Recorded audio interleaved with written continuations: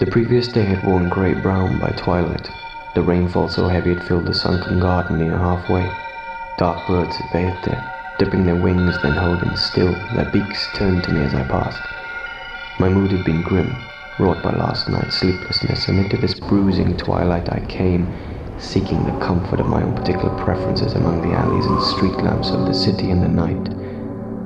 I'd never heard of the house I sought until a recent acquaintance had mentioned it with the highest of recommendations, and only on certain days and under certain conditions would it be open to newcomers, and only by nomination. My acquaintance had promised his endorsement and had furnished me with the date and time of the next gathering.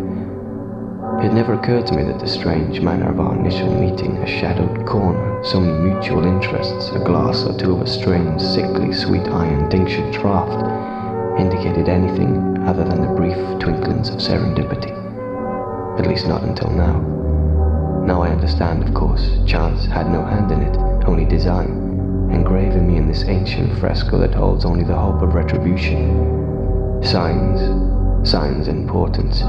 As I crossed into that street, it seemed as if the sky took on an amber cast, if only for an instant. The muddy pathway seemed deeper, sucking hold of my boots for a few moments longer than it should. And why was it harder to breathe? As if the air was being removed from my lungs. Perhaps it was due to these conditions that the doorway to the place seemed to pulse to the sound within, a low throb that felt as if it were being produced deep below my feet. I was seduced, my body and mind racing with the black humours of anticipation, gasping, as I raised my hand and knocked at the door, and then everything stopped. As if dropped into a deep pool of water, I felt a strange sense of weightlessness, immediate and disorientating, and I came close to passing out. A white bloom passed through my sight, and I felt cold and vomitous.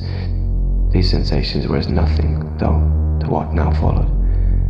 As I was momentarily blinded, only texture could form a picture for me as to what now was slipping around my face, rippling over my head and clutching my mouth.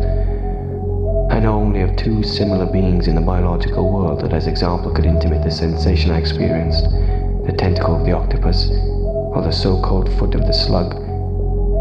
Whether it was an appendage or a whole creature I will never now discover, for it passed over my head as if I were passing through a curtain, and as it did my senses were regained and I could see my surroundings. As a first instinct I spun around, seeking the creature perhaps, but only seeing the door. Simple, elegant, but only a door, gently being closed by a man whose warming gaze instantly elicited a sense of peace in me. He bade me welcome, taking my coat, and motioned that I should step inside along the short corridor that glowed gold before me. The light was mesmeric, as if the ether itself were alive with those tiny sea creatures that floating illuminate warm Pacific nights. Each point of light sang a tiny, high-voiced melody on the edge of hearing, underscored still with that core deep throb that touched the soles of my feet. As I walked forward into the first room off the corridor, the melody of the air stars transmuted into the sounds of conversation. Conversation passing between two of the most beautiful people I had ever seen.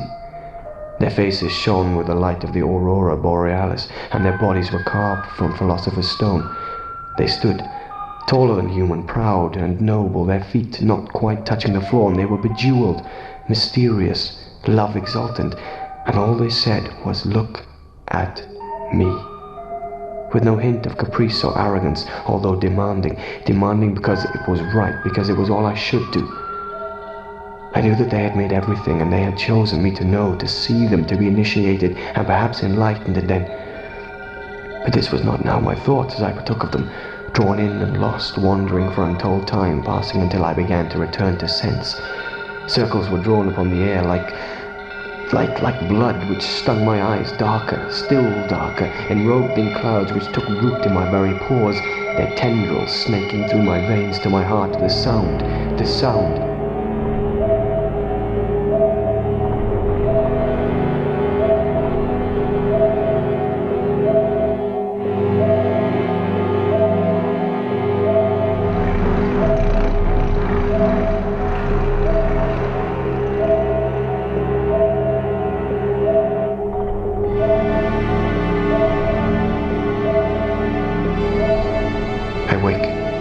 Confined in a small space, cold space.